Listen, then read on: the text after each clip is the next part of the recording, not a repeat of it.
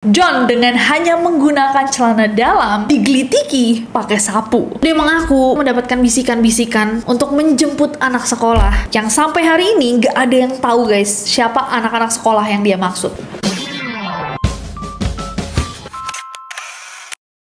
Hey guys, it's Nessie and how are you guys? Gimana kabarnya? Semoga masih semangat dalam menjalani minggu ini. Kalau kalian belum subscribe, jangan lupa klik tombol subscribe-nya di bawah. Akhir-akhir ini tuh banyak banget kasus-kasus kriminal yang sangat-sangat bikin ngelus dada. Dan kalau biasanya kita membahas kasus-kasus kriminal yang sangat-sangat serius, hari ini kita akan membahas kasus-kasus kriminal yang juga serius tapi memiliki plot twist. Dari kasus penculikan dengan motif yang sangat-sangat di Jepang sampai kasus pencurian Transjakarta. Langsung aja, without any further ado, let's get to the list. Oke, kita akan mulai dengan satu kasus penculikan siswa SMP di Jepang. Jujur, waktu aku pertama kali baca tentang kasus ini, aku nggak habis pikir. First of all, kita nggak akan downplay kasus penculikan karena ini beneran sebuah kasus penculikan. Tapi kalian nggak akan kebayang motifnya. Jadi kasus ini terjadi pada bulan September 2019 kemarin di prefektur Hyogo di Jepang. Jadi suatu hari guys, kantor polisi di prefektur Hyogo itu mendapatkan sebuah laporan dari seorang parent, orang tua yang melaporkan bahwa anaknya, seorang siswi SMP, kita panggil aja namanya Yuka, itu telah hilang selama 2 bulan. Kenapa nggak langsung dilaporkan? Karena si Yuka ini sempat mengirimkan surat kepada orang tuanya dan bilang bahwa dia masih hidup. Tapi nggak lama dia stop mengirimkan surat kepada orang tuanya. Nah, menanggapi laporan itu, pihak kepolisian langsung dong mencoba untuk menelusuri nih langkah-langkahnya Yuka. Dan dari jejak digitalnya, polisi menemukan bahwa Yuka itu sempat nge-tweet guys. Dia nulis isinya tuh kira-kira, aku pingin kabur dari rumah. Tweet tersebut kemudian dibalas oleh seorang laki-laki bernama Hiroaki Sakawe. Hiroaki nulis, gimana kalau kamu datang ke Saitama? Kalau kamu mau belajar, aku akan memenuhi kebutuhan hidupmu juga. Oke, dari tweet tersebut, polisi langsung dong nyari siapa nih Hiroaki yang bales tweetnya Yuka tadi. Disisirlah informasi dari prefektur Saitama dan beneran aja guys, ternyata ada seorang laki-laki yang bernama Hiroaki tinggal di sebuah apartemen di daerah Honjo. Dan pada 27 November 2019, polisi akhirnya nyamperin ke apartemennya Hiroaki. Sesampainya polisi di apartemennya Hiroaki, ternyata bener aja ada Yuka di dalamnya. Tapi ternyata Yuka bukan satu-satunya siswi yang ada di dalam rumah tersebut. Polisi juga menemukan satu siswi SMP lainnya yang sama-sama diculik sama Hiroaki. Polisi pada saat itu ngerasa mereka udah mecahin kasus ini dong guys. Ya kan, kayak udah ditemuin nih orang yang diculik, ternyata bener aja ada di Saitama bersama laki-laki dewasa random. Tapi polisi rada terbingung-bingung guys begitu ngeliat kok cewek-cewek ini kelihatannya santai-santai aja. Diceklah tanda kekerasan fisik maupun psikologis dan ternyata nggak ditemukan apa-apa. Tapi tetaplah Hiroaki ditangkap, 2 siswi ini kemudian diinterogasi. Ditanyakan kepada mereka apakah mereka nggak apa-apa, selama diculik diapain, dan ternyata guys mereka ngomong, enggak pak, saya emang sukarela datang ke sini. Kenapa kamu sukarela datang ke sini? Dan ditemukan guys bahwa ternyata selama Hiroaki menculik mereka, yang mereka lakukan itu hanyalah belajar secara mendalam tentang real estate. Yes, real estate. Dan selama belajar tentang real estate, mereka diperlakukan dengan sangat baik, makan 3 kali sehari, dikasih kamar pribadi, dan Hiroaki sendiri bahkan nggak tinggal di situ. Dia tinggal di ruangan apartemen yang berbeda. 2 murid ini juga diperbolehkan untuk menggunakan handphone mereka, pakai internet, bebas keluar masuk apartemen, boleh ngirim surat ke rumah. Polisi terbingung-bingung guys, karena mungkin biasanya pihak kepolisian kan menangani kasus-kasus yang jauh lebih ketebak ya, template gitu, template in the worst possible way, tapi ketebak. Akhirnya Hiroaki juga diinterogasi kan. Hiroaki ini guys adalah seorang pria umur 37 tahun. Ditanyalah dia kenapa dia nyulik 2 siswi SMP. Dan pas ditanyain polisi, Hiroaki mengaku bahwa dia alasannya menculik mereka berdua itu agar mereka bisa belajar tentang real estate sama dia. Dan ternyata Hiroaki punya perusahaan real estate-nya sendiri. Jadi Hiroaki mempersiapkan 2 anak ini untuk lulus tes agen real estate biar nanti setelah lulus bisa kerja sama dia juga. Dan ternyata lagi pada Oktober tahun 2018, jadi setahun sebelumnya, Hiroaki juga udah sempet ditangkap polisi karena menculik siswi lainnya juga. Dan walaupun alasannya Hiroaki bener-bener ya dia mau ngajarin orang-orang real estate ya, tetap aja ada limitasi bagi seorang pria dewasa untuk mendekati, membawa, bahkan menjalin hubungan pertemanan dengan anak-anak di bawah umur tanpa sepengetahuan orang tua mereka. Jadi Hiroaki tetap dihukum. Bayangin beritanya belum kesebar, terus dia balik ke sekolah, teman-temannya kayak, kamu gak apa-apa kemarin kamu diculik gitu, kamu diapain? Aku sekarang bisa ngitung KPR sih, kamu mau aku bantu nggak buat ngitungin KPR? Keluarga kamu butuh nggak bantuan ngitung KPR? Sekarang aku jago banget. Tetap aja guys, mau niatnya mulia atau tidak, ini tetap salah, dan Hiroaki memang pantas dihukum. Kalau menurut kalian gimana? Tapi kayaknya dari yang aku baca-baca, publik rada kepecah nih. Setengah percaya bahwa Hiroaki hanya butuh peringatan, dan setengahnya lagi merasa bahwa emang Hiroaki pantas untuk dihukum. Kalau menurut kalian gimana? Coba komen di bawah. Next. Pembobolan rumah di Australia. Bayangin guys, kalian lagi tidur enak-enak, lagi mimpi. Entahlah mimpi kalian apa gitu, pacaran sama aktor K-drama, atau buat yang cowok-cowok mungkin kalian lagi mimpi naik naga. Apa sih biasanya mimpi cowok? Nggak naik naga ya? Keren kayak angling dharma gitu.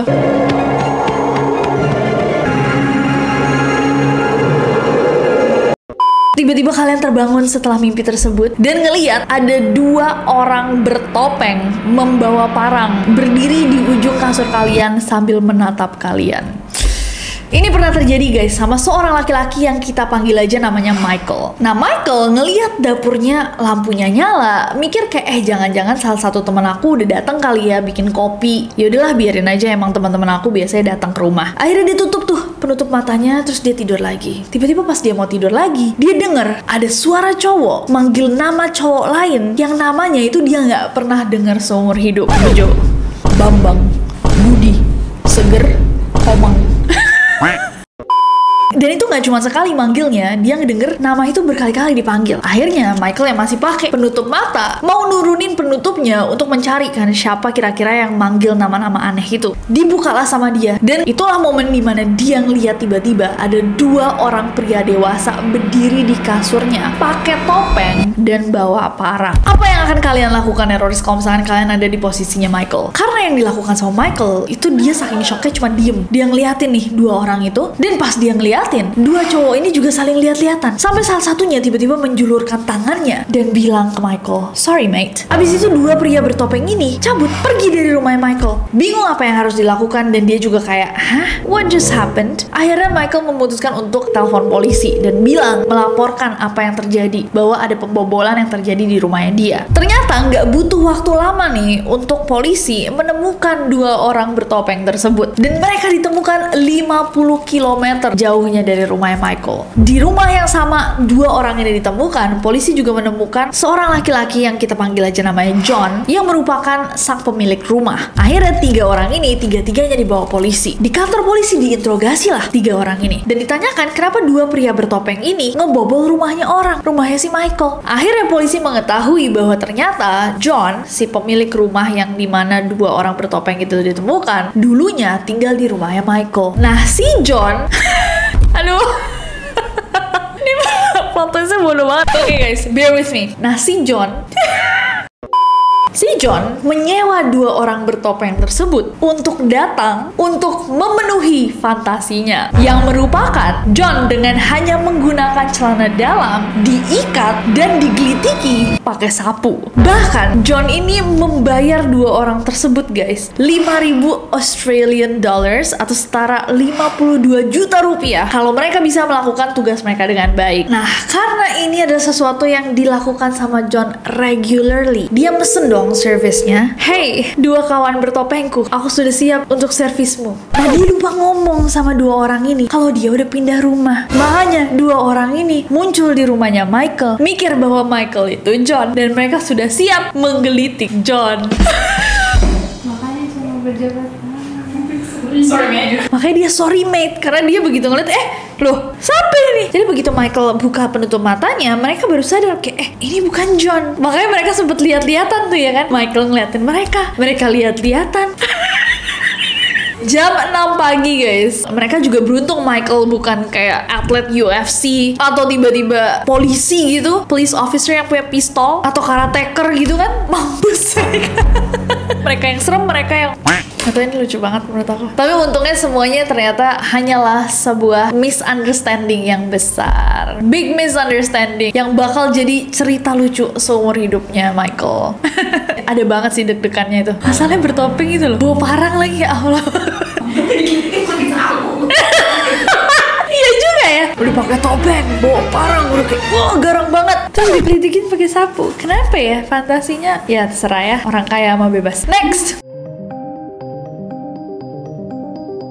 Next, teroris plot twist. Di tahun 2012, polisi Afghanistan itu lagi mencari seorang buronan. Seorang laki-laki bernama Muhammad Ashan yang umurnya itu sekitar 40 tahunan. Ashan ini diketahui sebagai seorang komandan kelompok Taliban tingkat menengah di provinsi Paktika di Afghanistan. Nah, dia dicari polisi karena dia adalah seorang teroris yang mengatur penyerangan dengan menggunakan bom rakitan terhadap pasukan Afghanistan dan Amerika Serikat. Karena udah diketahui bahwa si Ashan ini pelakunya, polisi menyebar poster-poster guys di mana-mana, wanted. Siapapun yang bisa menemukan Ashan akan mendapatkan imbalan sebesar 100 US dollars, sekitar 967.000 rupiah pada saat itu. Dan poster-poster itu dipasang di seluruh penjuru kota, di tempat-tempat yang kira-kira orang-orang bisa menemukan Ashan. Baru beberapa hari setelah poster itu dipasang, sebuah pos polisi di Afghanistan tiba-tiba kedatangan seorang laki-laki. Laki-laki ini membawa poster buronannya Ashan dan bilang bahwa dia menemukan si Ashan. Tapi dia bilang bahwa Ashan itu dia. Petugas yang pada saat itu ada di pos polisi kan rada bingung ya guys, kayak bentar, masa sih dilihat-lihat emang rada mirip, tapi masa ini orangnya bawa poster mukanya sendiri? Laki-laki ini bilang, bener pak, saya Ashan. Polisi nggak ada yang percaya. Semuanya bertanya-tanya, apa bener dia Ashan? Dia lagi buron. Kenapa dia ke pos polisi bawa poster mukanya sendiri? Apakah dia merasa bersalah? Dia mau menyerahkan diri? Ditanya sama polisi, bener Anda Ashan? Iya, ini aku. Polisi lihat Ashan lihat polisi. Polisi lihat Ashan lagi. Terus Ashan bilang, sekarang boleh apa? Boleh nggak saya ambil imbalannya? Jadi ternyata guys, Ashan menyerahkan dirinya bukan karena dia merasa bersalah, tapi karena dia mau imbalan yang dijanjikan di poster tersebut sebesar 100 dolar atau sekitar 1 juta rupiah. Ashan pun langsung ditangkap saat itu juga dan dia tidak diberikan 100 dolarnya. Sad story. Sad ending for Ashan. Dia bisa ngerakit bom, tapi dia tidak bisa melihat jebakan Batman. Padahal itu bukan jebakan Batman juga ya. Kenapa dia bisa terjebak? Mungkin teman-temannya udah bikin joke-joke, tau gak sih? Aku yakin teman-teman tongkrongannya udah kayak, buron, gue serahin lu dapet 100 dolar gue, hahaha. Terus dia kayak, apa aja? Masa lo yang dapet? Next. Pencurian velg dan ban mobil. 19 Agustus 2024 kemarin, baru banget guys terjadi. Ada sebuah kasus pencurian yang terjadi di Kecamatan Siman, Ponorogo. Jadi ada seorang laki-laki berinisial IA yang usianya tuh 26 tahun mencoba mencuri velg dan ban mobil milik tetangganya sendiri yang rumahnya itu sekitar 400 meter dari rumahnya. Nah, pas IA ini sedang beraksi, tiba-tiba sang tetangga ternyata memergoki dia. Langsunglah ditahan si IA dan si tetangga ini nelpon polisi. Ketika IA dibawa ke Polsek Siman, ditanyakan dong, kenapa kamu mencuri IA? Dia bilang, maaf pak, alasannya adalah kesulitan ekonomi. Tapi si IA ini rada oversharing dan menceritakan juga kepada polisi bahwa dia specifically mau mencuri velg dan ban mobil tersebut agar dia bisa jual dan uangnya bisa dipakai untuk makan sate gulai kambing. Oh, that's kind of sad actually. If you think about it, that's kind of like, oh. Dan ternyata ini bukan pertama kalinya IA mencuri guys. Pada 17 Agustus kemarin, dia juga mencuri 2 ban mobil dan velg dari rumah tetangganya yang sama. Barang-barang itu kemudian sama dia dijual ke tukang rongsokan. Dan sebelum kasus yang ini, IA juga pernah dilaporkan polisi karena mencuri sebuah handphone. Menurut keterangan dari keluarganya, IA pada saat ini masih dalam pengawasan tenaga medis karena memang dia memiliki riwayat gangguan kejiwaan. Oh, ya tapi dia nyuri di tempat yang sama ya. Pantesan tetangganya dengan mudah memergoki dia. Berarti tetangganya mobilnya hilang langsung. Iya ya. Sebelumnya kan udah 2. Sekarang diambil 1 lagi velgnya. Tetangganya juga kasihan ya. Mobilnya tinggal rangka lama-lama. Semoga Mas IA menyadari kesalahannya, tidak mengulangi, dan semoga diberikan rezeki agar bisa makan sate gulai kambing yang dia inginkan tanpa mengambil velg atau ban orang. Amin. Next. Oke guys, dan yang terakhir, pencurian bus Transjakarta. Bisa jadi judul film tuh. Mencuri bus Transjakarta. Apa itu lukisannya? Biasanya guys, kalau kalian dengar kasus pencurian apa yang muncul di benak kalian? Coba komen di bawah. Allahu Akbar.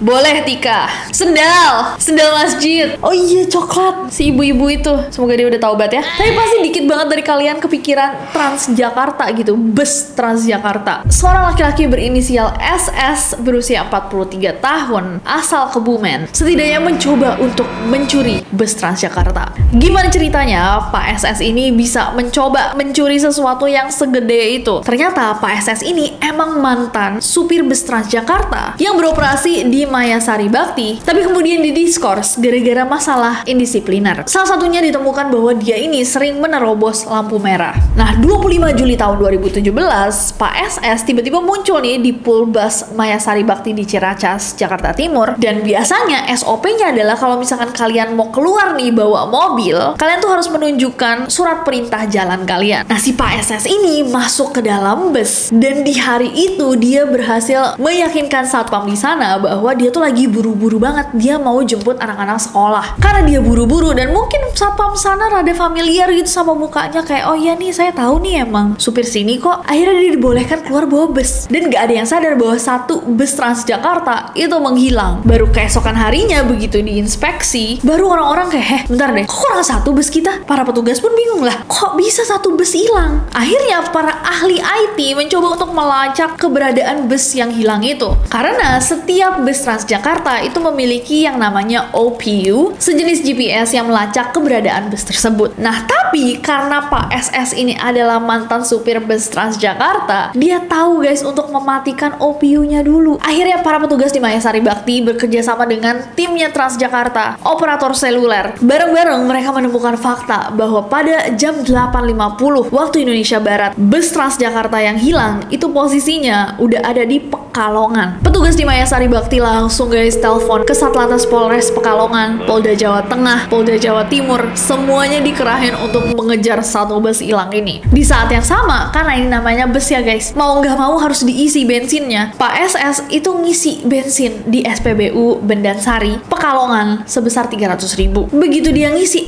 besar juga ya ternyata kapasitas bensinnya bus, dan dia nggak bawa uang. Begitu diminta uang sama petugas, Pak SS bilang, ini Pak, saya bawa bus ini atas perintahnya Pak Jokowi, jadi saya mah nggak bayar bensin, kata Pak Jokowi.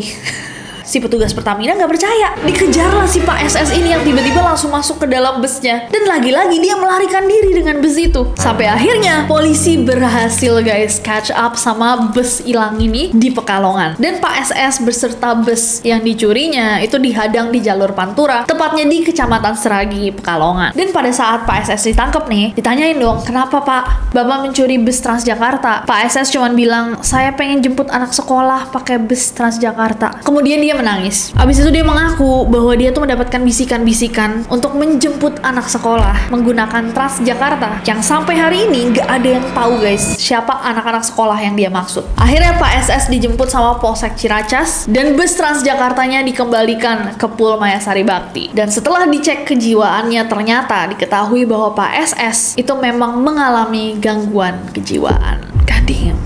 Jadi selama ini dia nyetir juga. Anyways. Makanya itu terabas aja. Makanya mungkin sama dia lampu merah diterabas. Yang salah siapa di sini guys? Coba komen di bawah. Dia dapat bisikan-bisikan menyuruh dia untuk menjemput anak-anak sekolah. Anak-anak sekolah siapa? Sampai ke Pekalongan. Kayak kurang anak sekolah di Jakarta. Anyways, itu adalah tadi kasus-kasus yang memiliki plot twist. Sebenarnya ada beberapa lainnya guys yang nggak kalah. Kalau kalian mau kita bikin part 2, tulis aja di bawah mana kasus yang tadi kita bahas yang paling nggak masuk akal menurut kalian, paling ridiculous. Dan kalau misalkan kalian bikin list ini, adakah kasus yang mungkin kalian ketahui yang mestinya masuk sini? Kasus apa guys yang nggak masuk akal sama sekali? Komen di bawah. Dan terima kasih semuanya yang udah nonton. Jangan lupa subscribe karena aku nggak sabar untuk ketemu kalian lagi. Bye bye.